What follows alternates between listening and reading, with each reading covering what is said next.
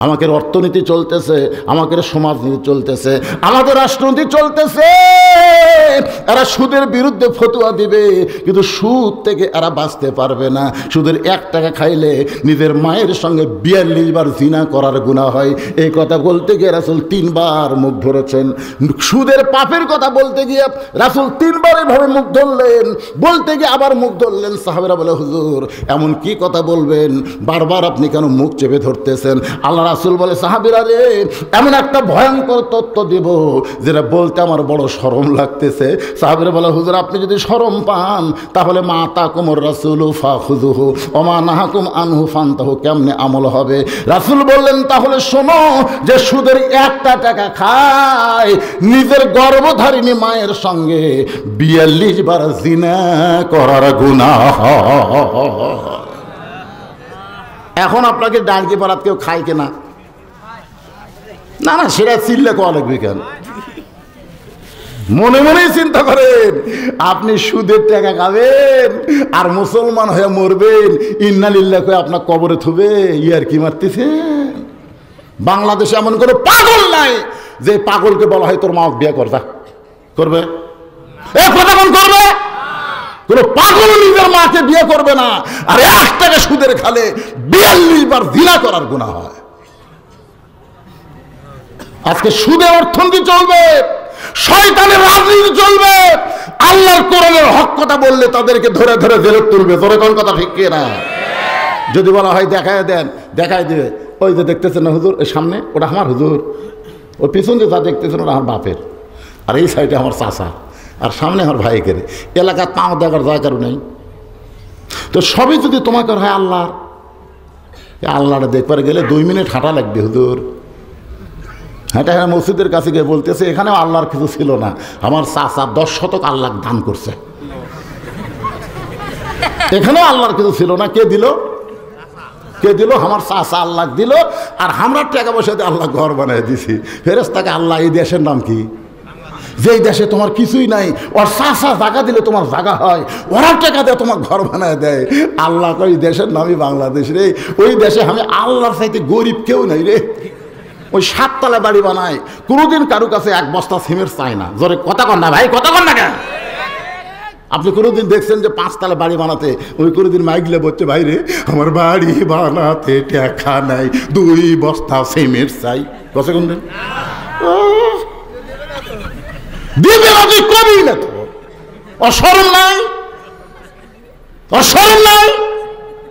ওই নিজের বাড়ি বানাবে নিজের টাকা দিয়ে, আর আল্লাহর ঘর বানাবার যা ভিক্ষা করবি, ও শরম নাই? কি শহীদ আফ্রিদি পাকিস্তানের ক্রিকেটার, আগে 19টা মসজিদ বানাচ্ছে, আগে 19টা মসজিদ বানাচ্ছে। ওর বউ ছিল কয়, আমাকে ঘর বাড়ি বানাবেন না, আগে আল্লাহর ঘর। কিসের ঘর রে? মরে গেলে কবর, কিসের ঘর? আগে 19টা মসজিদ বানায় দিয়ে তারপরে নিজের বাড়ি বানাচ্ছে একটা ক্রিকেটার। আর আমাদের ক্রিকেটার বিসমিল্লাহির রহমানির রহিম শালা হির রহমান কও পারে না, শালা ক্রিকেটার, শালা বাঞ্চতের বাচ্চা আছে না নাই? বিসমিল্লাহ ঠিক মতো খবর পারে না। আর আমার নেতৃত্ব দিব আমি থাকবো না, আমি লেখবো কি? এই 500 টাকা লোড থিয়ে, 200 টাকা লোড থিয়ে, 100 টাকা লোড থিয়ে তোমার ঘর 10 টাকা দিল।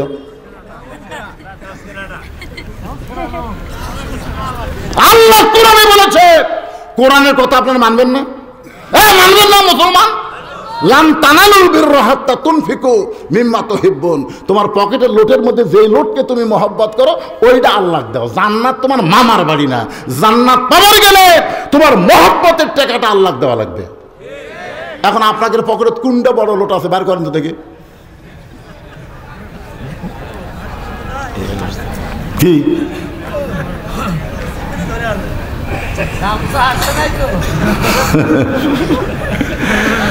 আপনারা মনে করতেন ও আশ্বাস করে আদায় করবো? ও আজের মেডেল পয়েন্টে 5টা মিনিট আপনাকে মসজিদের জন্য আদায় হই ভাই যান। এই ও শোনার পরে তারা টাকা না দিয়ে পকেটের টাকা ধরে তবে বিশ্বাস করেন আগামীকাল আপনার হয় ভুটভুরির অ্যাক্সিডেন্ট, না অটো ভ্যানের অ্যাক্সিডেন্ট, না হয় আপনি ঠসা হয়ে ঘুমটা আপনি মেরে দিবি, হাসপাতালতে আপনাকে যাওয়া লাগবে। আর সদকাতু তারিদ্দুল বালা, দান সদকা করলে বালা মুসিবত আল্লাহ দূর করে দেয়। কিন্তু দাঁড়কি বেড়ার মসজিদের কেউ আছেন ভাই? যান ভিতরে যান, ভিতরে যান। একজন আমাকে 1000 টাকা দেওয়া তখনই বুঝাই দিয়েছে, হুজুর মসজিদের জন্য কিছু করেন। আমি তো টাকা চাইনি, আগে টাকা দিয়েছে 1000। ব্যাগলা আছে? ব্যাগলা কোথায় রে? ব্যাগলা বাটি দেখি না, বিশ্বস্ত লোক হওয়া লাগবে। হিরোইন করে আবার টাকা তুলে আরেক দিকে চলে যায়, বোঝেন না?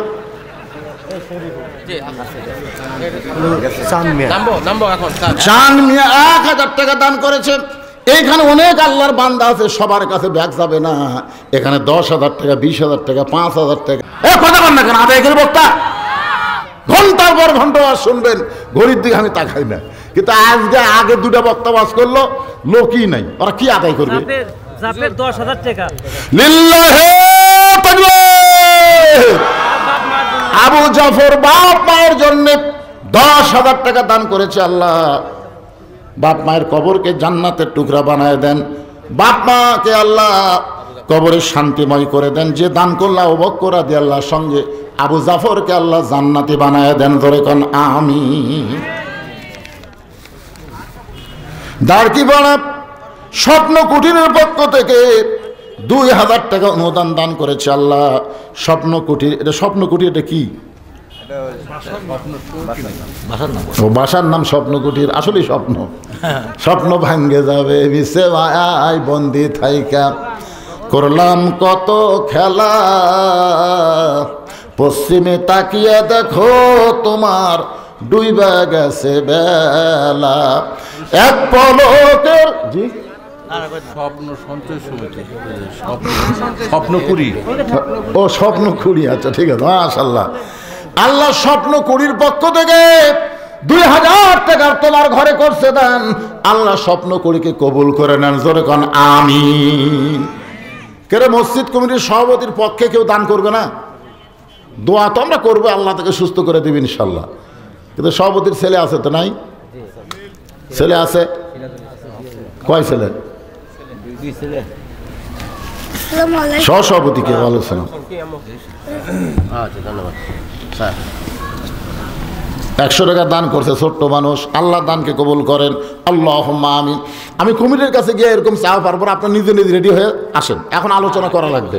আলোচনা করা লাগবে না? মুসা নবী মৃত্যুকে পছন্দ করে কয় কারণে? কয় কারণে মনে ভরে যান কেন? তার মধ্যে 2 কারণের উপর আওয়াজ হচ্ছে। আর হোসাইনকে রাসূল দোয়া করেছে, এই গোস্তের টুকরাকে আল্লাহ কুরবানি হিসাবে কবুল করো। মনে আছে? ভুলে গেছেন? দাদির জন্য। দাদা দাদির জন্য গেলে খালি হই দাদা। দাদা দাদির জন্য সম্মানিত অতিথি, আপনাদের অত্যন্ত মহব্বতের মানুষ শিল্পপতি জনাব শফিকুল ইসলাম শিরু সাহেব 10,000 টাকা নগদে করছে দান। তার দাদা দাদির কবরকে আল্লাহ জান্নাতের টুকরা বানায় দেন। আল্লাহ তাকে আবু বকর রাদিয়াল্লাহর সঙ্গে জান্নাতি কবুল করে নেন। জোরে কোন আমিন। সবাই জোরে বল আল্লাহুম্মা আমিন। চাকরিজীবী কল্যাণ সমিতি থেকে 1500 টাকা। চাকরিজীবী কল্যাণ সমিতি থেকে 1500 টাকা দান করছে। আল্লাহ চাকরিজীবী কল্যাণ সমিতির প্রতি আল্লাহ তুমি এই সমিতির নাম শুনলে ভিতরে একটা ভয় হয়। এরা কি তলে তলে সুদের ব্যবসা শুরু করলো নাকি? একটা ভয় হয় কিন্তু। যেরকম ঠিক কিনা বাবা?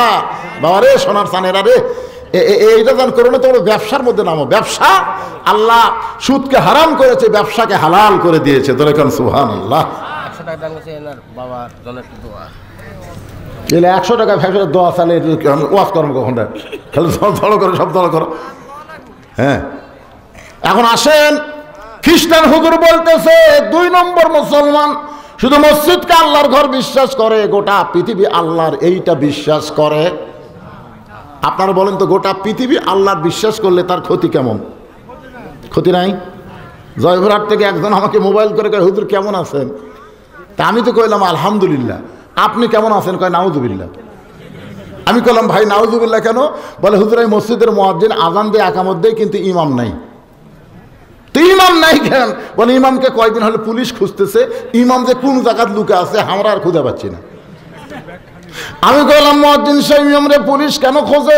বলে আমি জানি না, বলে জানা লাগবে, তুমি আজান দাও। তোমার আকামতের সামনে মেহরাবে যায়, সেই ইমামকে পুলিশ খোঁজে কেন?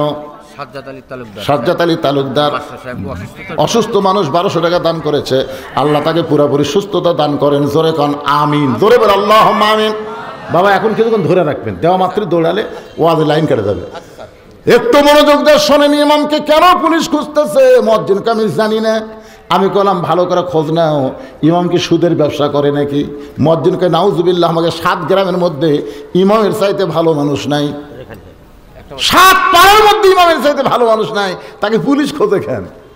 আমি তো জানি না হুজুর। আচ্ছা ঠিক আছে। 2 দিন পরে মুয়াজ্জিন আমাকে মোবাইল করে বলতেছে ইমামের মারাত্মক দোষ আছে। আমি চমকে উঠলাম, কে ইমামের কি মারাত্মক দোষ? আমি বললাম মারাত্মক দোষ কি? বলে হুজুর ইমাম বিশ্বাস করে মসজিদ শুধু আল্লাহর ঘর না, গোটা বাংলাদেশও আল্লাহর। খালি মসজিদ ভালো করলে হবে না, গোটা বাংলাদেশকে ভালো করতে হবে। আর গোটা বাংলাদেশকে ভালো করতে গেলে কোনো জাদু মন্ত্র দিয়ে ভালো করা যাবে না, আল্লাহর কোরআনের আইন চালু করতে হবে। ইমাম গোপনে গোপনে কোরআনের দল করে, এই খবর কে যেন থানার দিছে, তখন থেকে পুলিশ ইমামকে খুঁজতেছে। তাহলে গোটা বাংলাদেশ আল্লাহর, এই বিশ্বাসে যারা কোরআন বিজয়ের আন্দোলন করবে তাদেরকে পুলিশ খুঁজতে পারে, তাদের বিপদ আপদ আসতে পারে। জোরে কোন কথা ঠিক কিনা? ওয়ালা নাবলুওয়ান্নাকুম বিশাইইম মিনাল খাউফি ওয়াল জুই ওয়া নাকসিম মিনাল আমওয়ালি ওয়াল আনফুসি ওয়াস সামারাতি ওয়া বাশশিরিস সাবিরিন। হোসেন রাদিয়াল্লাহু বাতিলের বিরুদ্ধে লড়াই করে নিজের জীবন দিবেন।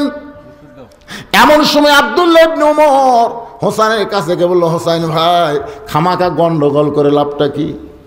খামাকা গন্ডগোল করে কি লাভ হবে? কারণ ইয়াজিদ বিশাল রাষ্ট্রপতি, বিশাল সৈন্যবহর তার আছে, তুমি সামান্য কয়েকজন নিয়ে তার সঙ্গে পারবে নাকি? হোসেন চোখের পানি বের করে, আব্দুল্লাহ রে তুমি কি তোমার বাবার কথা ভুলে গেছো? তোমার বাবা কিন্তু অর্ধ পৃথিবীর খলিফা ছিল, তোমার বাবা কিন্তু রাষ্ট্রপতি ছিল না, তোমার বাবা ছিল খলিফা। জোরে বলেন কি? বাংলাদেশে কিন্তু রাষ্ট্রপতি, বাংলাদেশে কিন্তু প্রধানমন্ত্রী, বাংলাদেশে কিন্তু খলিফা নাই। কারণ খলিফা নিজের ইচ্ছা মতো চলতে পারে না, খলিফা চলবে আল্লাহর হুকুম মোতাবেক। সুবহানাল্লাহ কন্যা গান। জুমার দিনে হযরত ওমর হাজার হাজার সাহাবীর মধ্যে বক্তব্য দিচ্ছেন, খুতবা দিচ্ছেন। এমন সময় মাঝখান থেকে একজন সাহাবী দাঁড়িয়ে বলে, ইয়া আমিরুল মুমিনিন, আপনার খুতবা শুনবো না। ওমর ফারুক বললেন, আমার অপরাধ কি?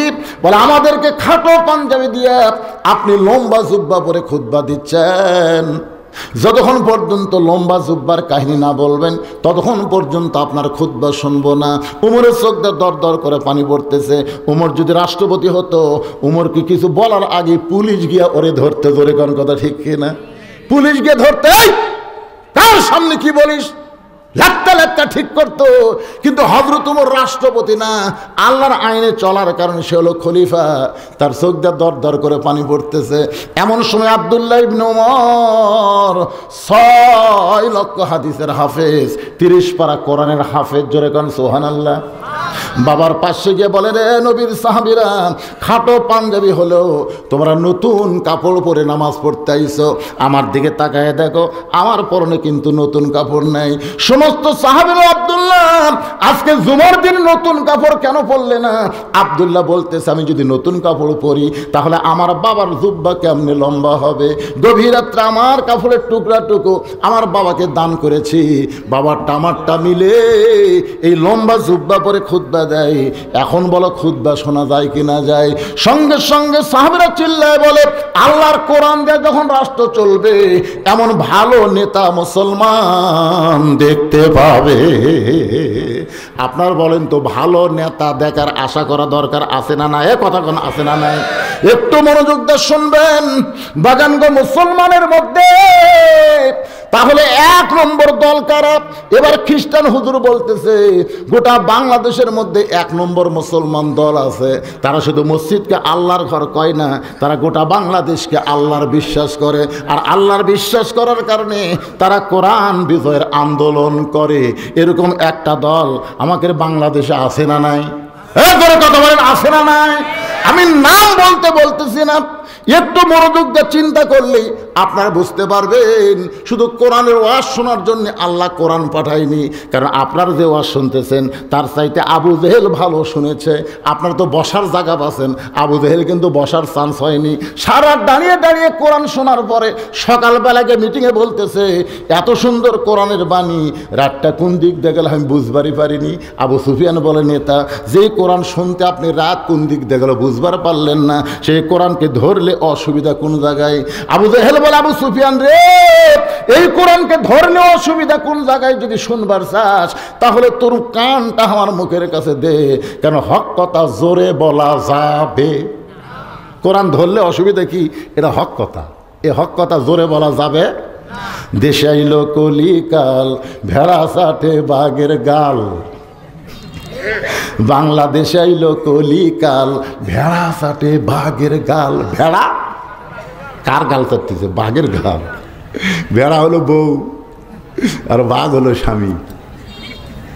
বউ স্বামীর গাল চাটতেছে আর বলতেছে তোমার মাও ভালো না, তোমার বাপ ভালো না।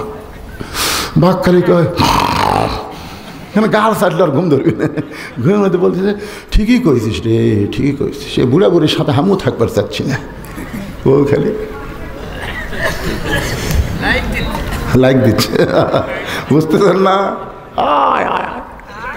এখন বউ স্বামীকে নিয়ে শেরপুরে বাসা বানাচ্ছে আর বাপ মা ডাকি পাড়ার থাকে। এরকম পাটা আছে না নাই? জোরে কোন আছে না নাই?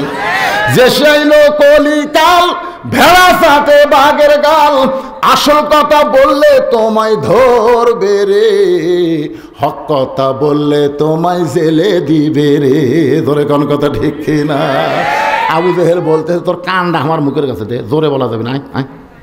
আবু সুফিয়ান যখন কানটা আবু জেহেলের মুখের কাছে দেয়, আবু জেহেল ফিসফিস করে বলতেছে আবু সুফিয়ান, এই কোরআন ধরলে তোর আমার নেতৃত্ব থাকবে না, এই ভুয়া নেতাগিরি চলবে না, আসল নেতা হয়ে যাবে আব্দুল্লাহর এতিম পোলা।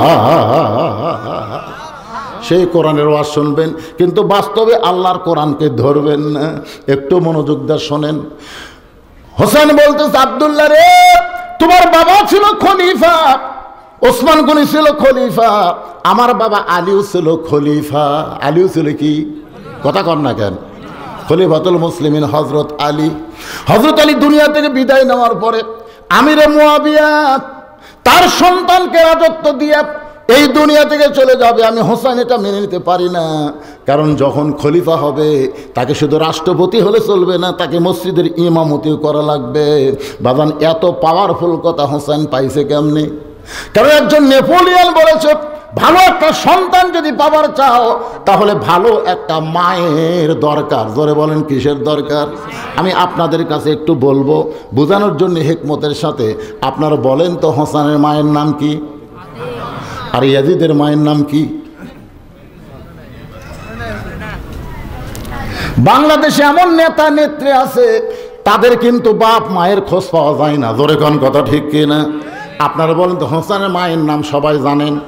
এ কথা বল না কেন? জানেন, কিন্তু ইয়াজিদের মায়ের নাম কেউ জানেন? আজকে শোনেন, ইয়াজিদের মায়ের নাম হলো লাইসা বিনতে সাইবা। মনে রাখবেন, ইয়াজিদের মায়ের নাম হলো লাইসা, তার নানার নাম হলো সাইবা। ধরে কারণ নানার নাম কি?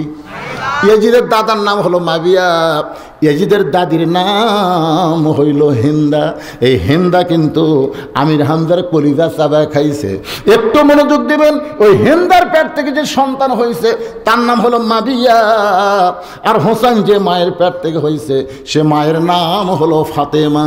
ওই মায়ের বাপের নাম হলো আল্লাহর নবী, আর হোসেনের নানির নাম হলো খাদিজাতুল কুবরা। ধরে কান্না সুবহানাল্লাহ। মুসা বলতে সাল্লাম, আমার জীবনটা আপনার জন্য আমি ওয়াকফ করে দিলাম।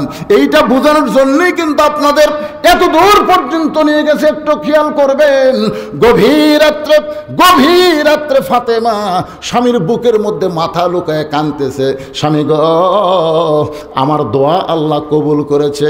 আলী বলতেছে ফাতেমা তুমি কি পাগলি নাকি? দোয়া কবুল করছে, আনন্দ করো, কান্দ কেন? ফাতেমা বলে স্বামী গো কি দোয়া কবুল করছে? করছে, আপনি কি শুনবেন না? আলী বলতেছে বলো কি দোয়া? ফাতেমা বলতেছে আল্লাহ তাআলা আমার পর্দার ভিতরে মৃত্যু দিবে, এই দোয়া কবুল করছে। আলী বলতেছে পাগলি রে, যে সারা জীবন পর্দার মধ্যে থাকলো তার মৃত্যু তো পর্দার মধ্যেই হবে, আর বাংলাদেশে সারা জীবন বেপর্দা আর মরার পরে পর্দা। ধরে কোন কথা ঠিক কিনা? আমাদের বাংলাদেশে মেয়ে মানুষের জন্য কয় কাপড়? আপনাকে এলাকাতে কি মেয়ে মানুষ কাপড় দেয় না?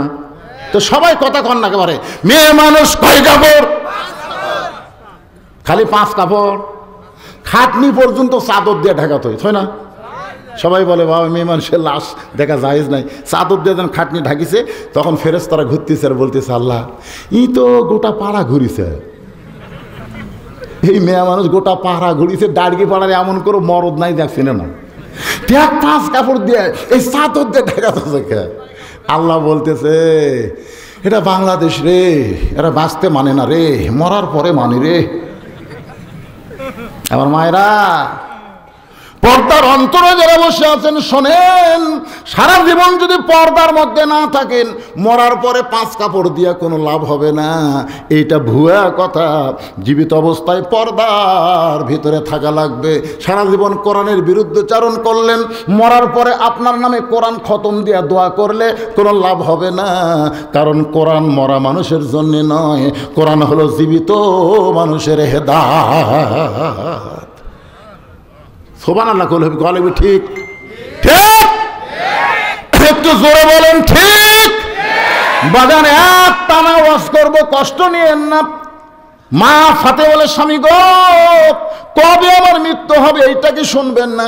আলী বলে ফাতেমা মরার কথা কেউ বলবার পারে না, কে কখন মরবে এটা কেউ বলতে পারে? যখন পারে। ফাতেমা বলতে স্বামী গো আল্লাহ যদি জানাই, আল্লাহ যদি জানাই তাহলে কি বলতে পারবে? আলী বলতে তাহলে অবশ্যই বলতে পারবে। ফাতেমা বলতেছেন আল্লাহ পাক আমাকে জানাইছেন আজকে গভীর রাত্রে ফাতেমার মৃত্যু হবে। গাছের গোড়া কাটলে গাছটা যেমন ঠাস করে পড়ে যায়, হযরত আলী তেমনি পড়ে গেলেন ঘরের মাঝায়। মা ফাতেমা মুস্কি মুস্কি হেসে ওই স্বামীর মাথাটা উরাতের উপরে নিয়ে কপালে একটা চুমা খায়। যিনি গভীর রাত্রে মৃত্যুবরণ করবেন তিনি হাসতেছেন। তার মানে বোঝা গেল মুসলমান মরা কোনো কষ্টের কথা না, মুসলমান মরাটাই হলো সুখের খবর। জোরে কোন ঠিক কিনা? মুস্কি মুস্কি হাসতেছে, গভীর রাত্রে মারা যাবেন। সেই মানুষটা মুস্কি মুস্কি হেসে স্বামীর কপালে চুম্বন দিয়ে বলে স্বামী গো এমন করে আপনি কাঁদবেন না, কারণ দুনিয়া থাকার জায়গা না, আসলে যাইতে হবে। আজকে মসজিদের জন্য এক কোটিপতির কাছে গিয়ে বলতেছে ভাই আল্লাহর ঘরে 10 বস্তা সিমেন্ট লাগবে। আচ্ছা আমার বিল্ডিং করতে করতে আমি খুব অহত আছি ভাই রে, আমার এই বাড়ি করতে করতে আমার হাতে টাকা নাই, মাফ কর। আপনার বলেন তুই ভালো আছে না পাগল হয়ে গেছে? ইয়া আইয়ুহাল ইনসান, আল্লাহ বলেছেন ইয়া আইয়ুহাল ইনসান মা গররাকা বিরাব্বিকাল কারীম। কিসের মায়ায় কিসের ধোকায় পড়ে তোমরা তোমাদের আল্লাহকে ভুলে গেলে? আজকে আল্লাহর ঘরে ধরে টাকা চাওয়া হলো, আয় হায়, না দিলেন না দিলেন পরে দিবেন। আপনি তো জানেন আপনি খাড়ায় মরতেছেন না, নাকি কর? আপনি জানতেছেন না? আপনি তো জানেন আরো 10 বছর আপনি বাঁচবেন, পরে দান করবেন। পরের কথা চিন্তা করা যাবে না। আজকে আপনার জীবনের শেষ দান হবার পারে। জোরে কোন কথা ঠিক কি না? আসেন ভাই। মা ফাতে বলে স্বামী গো আপনি হলেন একজন শিক্ষিত মানুষ, আপনি হলেন পৃথিবীর সবচাইতে বড় শিক্ষিত, আপনি হলেন পৃথিবীর সবচাইতে বড় বীর, আর মরার খবর শুনে আপনি পড়ে গেলেন। আপনি কি জানেন না আসলে যাইতে হবে? ওগো স্বামী আমি মরার পরে আমার 3টা চাওয়া আপনি পুরা করবেন। আলী কান্দের বলে ফাতেমা দুনিয়ায় গরিব ছিলাম বলে তুমি কিছুই চাইলা না, মরার পরে তুমি কি চাইবা ফাতেমা? বলে 1 নম্বর চাওয়া হলো রাতের অন্ধকারেই আমাকে কবর দেওয়া লাগবে। 2 নম্বর চাওয়া হলো আমার কোনো জানাজার ব্যবস্থা করবেন না। 3 নম্বর চাওয়া হলো আমার লাশটা খাটনিতে তুলবেন না, আমার দেহের ওজন দুনিয়ার কোনো মানুষ যেন বুঝবার না পারে। আপনি আমার কান্দে করে জান্নাতুল বাকির পূর্বক নয়, সবুজ রঙের একটা বাতি জ্বলবে, ওই বাতি বরাবর আমাকে দাফন করে দিবেন। মা ফাতেমার হযরত আলী দাফন করার পরে আল্লাহর কাছে বলতেছে আল্লাহ গভীর রাত্রে একজন পর্দানিশীকে কবর দিলাম, তুমি তাকে তাকে কবুল করে নাও। এই কথা বলার সঙ্গে সঙ্গে তাকায় দেখে সামনে কয়েকটা পুরাতন কবর দেখা যায়। এইমাত্র ফাতেমার কবর দিল, সেই নতুন কবর আর খুঁজে পায় না। হয়তো তাহলে গোটা জান্নাতুল বাকির মধ্যে দৌড়ায় আর বলে ফাতেমার কবর, ফাতেমার কবর। কে যেন ডাকতে বলে, আলী রে, ফাতেমা পর্দা নিশি আমি আল্লাহ জোহরা ডিগ্রি দিয়া তার কবরটাকে কিয়ামত পর্যন্ত পর্দা করে দিয়েছি। এই ওয়াজটা করলাম আমার মা বোনদের জন্যে, কারণ মা বোনদের 1 নম্বর আমলের নাম হলো পর্দা। ধরে বলেন নাম কি? পর্দা যদি ঠিক না থাকে, ওই মেয়ের পেট থেকে যে সন্তানগুলো দুনিয়াতে আসবে, এই সন্তানগুলো ভালো হবে না, সন্তানগুলো নষ্ট হয়ে যাবে। একজন নেপোলিয়ান বলেছে, ভালো একটা সন্তান যদি চাও তাহলে ভালো একটা মায়ের দরকার। ধরে কোন কিসের দরকার? ওই দেখেন একসাথে কতগুলো সন্তান উঠে গেল। আপনারা দেখেন আপনাদের মাঝখান থেকে একসঙ্গে কতগুলো সন্তান উঠে গেল। এই সন্তানগুলো খোঁজ না দেখেন, এরা হলো একটা মাদ্রাসার তালবে ইলম। ধরে কোন কথা ঠিক কিনা? আমি বহু মাহফিলে বলেছি, এই মাদ্রাসার ছাত্রদের ওয়াজ শোনা লাগবে না, কারণ এরা সবচাইতে বড় ওয়াজ হাতের মধ্যে রাখে, বুকের মধ্যে রাখে। সবসময় কোরআনের সঙ্গে এদের একটা সম্পর্ক আছে না নাই? ধরে কারণ আছে না নাই? সবচাইতে বড় ওয়াজের নাম হলো কোরআন। আপনারা বলেন তো, কোরআনের চাইতে বড় কোন ওয়াজ আছে? এই যে বাচ্চাগুলো উঠে গেল, এত রাত পর্যন্ত এরা এই মাহফিলে বসেছিল, বিশাল ক্ষতি। এইগুলো ওয়াজ করে শোনা লাভ কি এদের? আচ্ছা বাবা দেখ রে, আমি দেখে কানা বক্তা, তাই কানা বক্তা কল গেছে যে কি সকাল বক্তা সময় মতো মেরে দেবো না না, সময় মতো 2টা কোরআন শব্দ দিতে বলবো না আমি এখনই কলে খালি ঠেলা ঠেলি। হাই রে, ওই লোক আবার বসে আছে কোরআনের কথা করলো না, এই জন্য তো মানুষ বিপদত আছে ভাই। আর মেয়ে মানুষ টাকা দান করলে, মরদ মানুষ যদি রান্না দেয়, নাম না বললে ওই আবার শোনে হুজুর কাছে গেল না পকেটত গেল, বুঝতেছে না? মানুষ বিশাল সন্দেহের মধ্যে পড়ে গেছে। এখন মানুষ স্বামীকেও সন্দেহ করে, আমাকে আমার বউ সন্দেহ করে। হ্যাঁ, খুব বিপদ ভাই। সন্দেহ কম না বেশি? সব জায়গার সন্দেহ ঢুকে গেছে। কিন্তু একটা ব্যাপারে সন্দেহ নাই, সেটা হলো জালিকাল কিতাব লা রাইবা ফি। এই কিতাবের মধ্যে কোনো সন্দেহ, জোরে বলেন সন্দেহ। সেই কোরআন থেকে ইন্না লিল্লাহর আলোচনা চলতেছে। আল্লাহ বলে, মুসা রে, মৃত্যুকে পছন্দ করার 3 নম্বর কারণ কি? মুসা নবী মৃত্যুকে পছন্দ করার 3 নম্বর কারণ বলার আগে আমি একটা গান গাবো, আপনারা দেখেন তো কারণ বুঝবার পান কিনা। এই ফেলা রে, দুষ্টমি করিস না, গানটা শোন। চলতে পথে 2 দিন থামিলাম, যাবার কালে একজন আরো দেখা না পাইলাম। সবাই বলেন, চলতে পথে 2 দিন থামিলাম, যাবার কালে একজন আরো দেখা না পাইলাম। ও আমার সাদের মালা যায় রে ছিঁড়ে, রইব না আর বেশি দিন তোদের মাজারে। ডাক দিয়াছেন এন্ডু কিশোর দয়াল কথা, কি সুন্দর দয়াল রে, এন্ডু কিশোর দয়াল কাছে। আমরা মুসলমান দয়াল কব না আল্লাহ কব।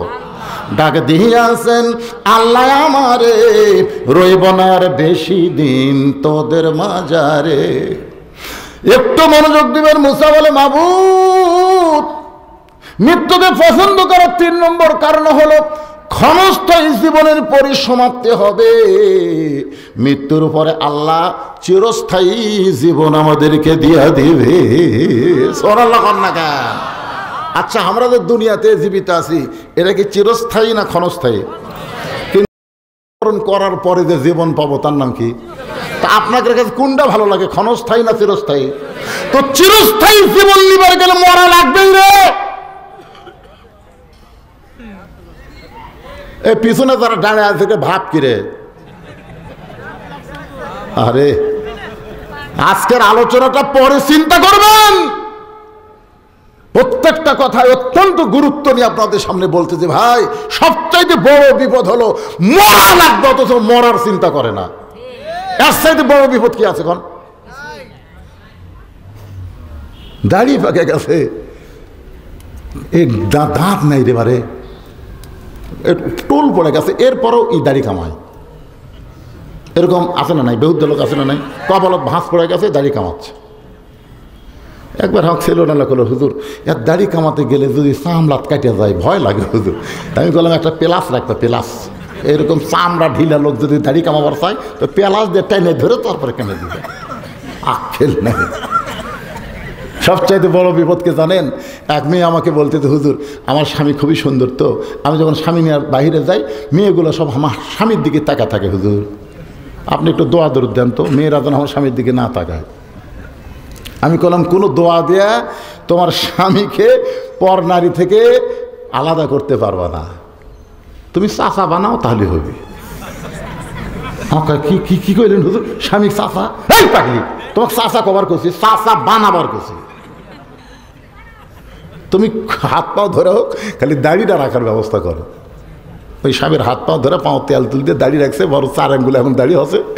ওই একদিন মোবাইল করে, হুজুর আমার স্বামীগুলা বাইরে গেলে একটা মেয়েও আমার স্বামীর দিকে তাকায় না, 2-1 তাকালে কয় চাচা আসসালামু আলাইকুম।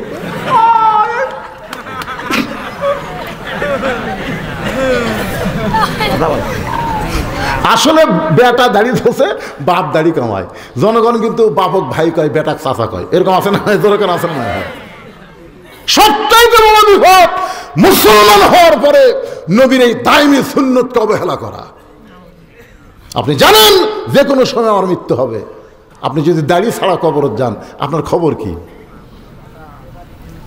যখন বলবে আমার নাবিউকা, তোমার নবীকে, নবীকে আপনি যখন নবীর নাম বলতে যাবেন রাসূল বলবে এই মুনকির নাকি সোফার দিকে তাকাতো, আর চেহারার দিকে তাকা, আমার দিকে তাকা।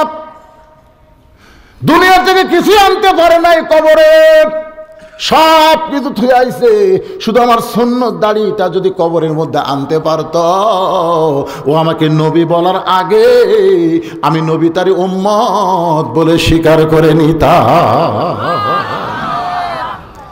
ইমাম গাজ্জালী রহমতুল্লাহ আলাইহি বলেন, কবরে যাওয়ার পরে প্রথম প্রশ্ন হবে মান রব্বুকা, তোমার রব কে? যেই ব্যক্তি 5 ওয়াক্ত নামাজ পড়তে পড়তে দুনিয়া থেকে বিদায় নিয়েছে তাকে রবের উত্তর দেওয়া লাগবে না, তার পক্ষ থেকে নামাজ দাঁড়িয়ে যাবে।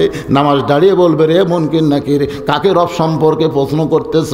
যে দৈনিক 5 বার মসজিদের মধ্যে যায়, ঢোকার পরে আলহামদুলিল্লাহ রব্বিল আলামিন বলে সূরা ফাতিহা শুরু করে, রুকুত গেলে সুবহান রাব্বিল আযীম কয়, সিজদায় গিয়ে সুবহান রাব্বিল আলা কয়, এতবার রব রব রব করে দুনিয়া থেকে কবরে আইছে, তাকে আবার রব সম্পর্কে কেন প্রশ্ন করতেছ?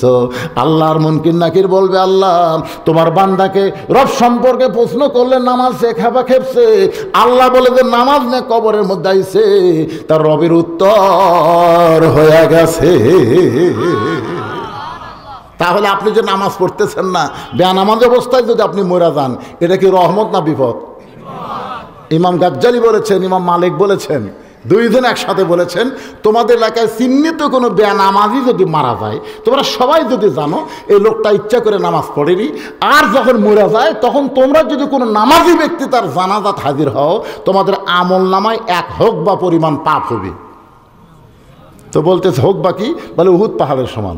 তাহলে বেনামাজির জানাজাত যাওয়া মানে 1 হোক বা পরিমাণ পাপ। ছাত্রগুলো বলে, হুজুর তাহলে কী কর্ম? বেনামাজি মরলে আমরা কি করব? ইমাম মালিক বলতেছে, একটা কুত্তা মরলে তোমরা কি করো? একটা কুত্তা মরলে, কুত্তা যদি রাস্তাত মরে তাহলে আমরা তো পচে গেলে গন্ধ হবে, এই গন্ধ থেকে বাঁচার জন্য আমরা কুত্তার পাওয়ার দড়ি লাগে টাইনে লেগে একটা নর্দমা পুঁতে থই। ইমাম মালিক বলেন, একটা বেনামাজি মরলে তাই করবা, তার বেশি করবা না, কারণ কুত্তার তাও দাম আছে, বেনামাজির দাম আল্লাহর কাছে তাও নেই। আল্লাহ কোরআনে বলেছেন, সুম্মা রাদাদনাহু আসফালা সাফিলিন, এরা পশুর চাইতেও জঘন্য যারা আযান দেওয়ার পরে নামাজ আদায় করে না। কথা কন না কেন? কথা কন না কেন? ইন্না লিল্লাহ বোঝেন না? কারা কারা মাগরিব এশার নামাজ না পড়ে আওয়াজ শুনতেছেন? হাত তুলবার করছি না, হাত তোলার একটা লুলে হয়ে যাবে হাত। সবচাইতে বড় আদালত আপনার কাছে আছে, আছে না নাই? বিবেক। আপনি বলেন তো ফজর পর্যন্ত বাঁচার গ্যারান্টি আছে? তাহলে মাগরিব এশা বাদ দিয়ে যারা শুনতেছেন, ফজর আগে যদি আপনার মরে যান, দুনিয়ার সব মৌলবী আপনার জানাজা পড়ালেও আপনি তো জান্নাতে যাওয়ার পারবেন না। কারণ নামাজ না পড়ার কারণে সালাত আলা ঈমানা, যার নামাজ নাই সে শালা বেঈমান। কি কথা কন না কেন? লা সালাত আলা দিনা, যার নামাজ নাই তার দিন নাই। মসজিদের উন্নয়ন হলো মুসল্লি কালেকশন, খালি জুমার দিলে মুসল্লি হলে হবে না, 5 ওয়াক্ত নামাজ জামাত আদায় করা লাগবে। জোরে করে কথা ঠিক কিনা? কথা কন। দোতলা বানাচ্ছে, দোতলা। হুজুর এত মুসল্লি হয় হুজুর, আটে না। তো ফজরের খবর কি? এক কাতারে হয় না। জোহরের খবর কি? শেরপুরে গেছে। আসরের খবর কি? চা খাচ্ছে। মাগরিবের খবর কি? কেবল বাড়িতে আসলো। এশার খবর কি? ফজর রাজা এশাও তাই। তো মসজিদের মধ্যে কয় কাতার? 9 কাতার হুজুর। তো 9 কাতারে এক কাতারে হয় না রে, তাহলে দোতলা করবি কেন? তো যে জুম্মার দিনে সবার শেষে আগে যায়, ওই শালাকের জন্য দোতলা করা লাগবে। জুমার দিনে সবার শেষে আগে যায়, এদেরকে আল্লাহ মুসল্লি কয় নাই, এদেরকে বলা হয়েছে ফাওয়াইলুল মুসাল্লিন। কি মন খারাপ করতেছেন? এই কয়টা চ্যাংড়া তো ওয়াজ ঠিক মতো শুনলই না।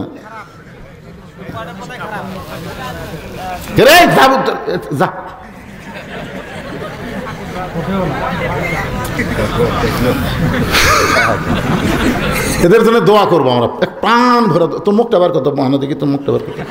হ্যাঁ ঠিক আছে। কি বিরক্ত হচ্ছেন? আল্লাহর বান্দার একটু মনোযোগ দেন। ইন্না লিল্লাহ কেন বলবো? কি কারণে ইন্না লিল্লাহ আল্লাহ নাজিল করেছে?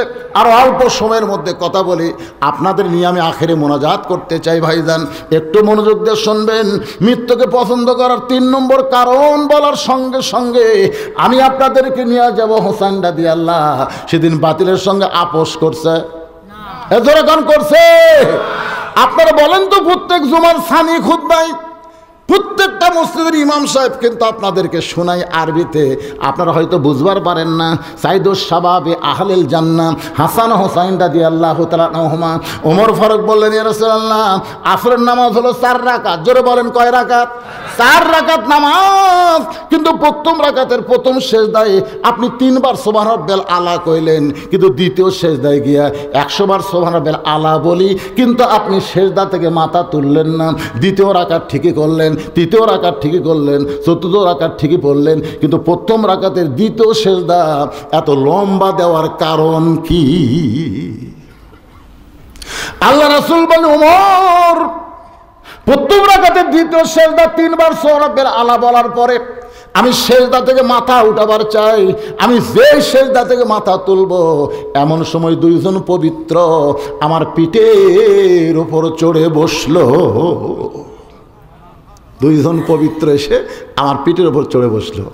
আমি সেজদা থেকে ওদেরকে পিঠ থেকে নামাবার চাই, কিন্তু নামাজের মালিক আল্লাহ বলে, হাবিব যতক্ষণ আপনার পিঠে হাসান হোসেন বসে থাকবে ততক্ষণ আপনি সেজদা থেকে মাথা তুলবেন না। রাসূল বলেন, সাহাবীরা রে, এই 2টা সেই হোসাইন বাতিলের সঙ্গে আপোষ না করে হকের পক্ষে জীবন দিল। বাজানগ একজন সেনাপতি হোসেন রাদিয়াল্লাহু দেহ কারবালায় রেখে মাথা নিয়ে গেল দামেস্কে। দামেস্কে মাথা নিয়ে যায়, এইদের সামনে যখন দেওয়া হলো, এইদের হাতে একটা লাঠি ছিল। ওই লাঠিটা হোসেন রাদিয়াল্লাহর মুখের মধ্যে ঢুকাই দিয়ে তিরস্কার করে বলল, হোসাইন খালি জেদ করার কারণে এই পরিণতি। তোমার প্রস্তাব দিয়েছিলাম তুমি ইমামতি করবা, তুমি ঘরে বসা যা চাইবা তোমাকে তাই দেওয়া হবে, কিন্তু তুমি আবার আমার সঙ্গে লড়াই করবার চাও, তুমি রাজত্ব চাও। আজকে তোমার অবস্থাটা কি দেখো, তোমার সব চলে গেছে। আমি ইয়াজিদ ক্ষমতার চেয়ারে বসে আছি, তোমার ক্ষমতাও নাই, তোমার দেহ নাই, তোমার মাথা আমার সামনে প্রদর্শন করতেছে। মুখের মধ্যে লাঠি দিয়ে যখন তিরস্কার করে, এমন সময় সমস্ত মুসলমান ইয়াজিদের সামনে মাথা নিচু করে বসে আছে। হোসেনের পক্ষে কথা বলার কোনো মানুষ নাই, সবাই মাথা নিচু করে বসে আছে, কান্দে আর গায়ে বানা জানাজা পড়ে। জোরে কোন কথা ঠিক কিনা? পৃথিবীর এমন কোন মুসলিম রাষ্ট্রে নাই যে রাষ্ট্রে আল্লামা সাঈদের জানাজা হয়নি। কথা কন না কেন ভাই? এমন কোনো জেলা নাই যে জেলায় গায়েবে জানাজা হয়নি। খালি কান্দে জানাজা পড়ে, কিন্তু মাথা তুলে কথা বলবার পারে না। সবাই কাঁদতেছে কিন্তু মাথা তোলে না, কারণ হোসেনের পক্ষে কথা বললে ইয়াজিদ তার দেহ রাখবে কিন্তু মাথা রাখবে না। স্বৈরাচারীর ভয়ে প্রত্যেকটা মুসলমান মাথা নিচু করে আছে।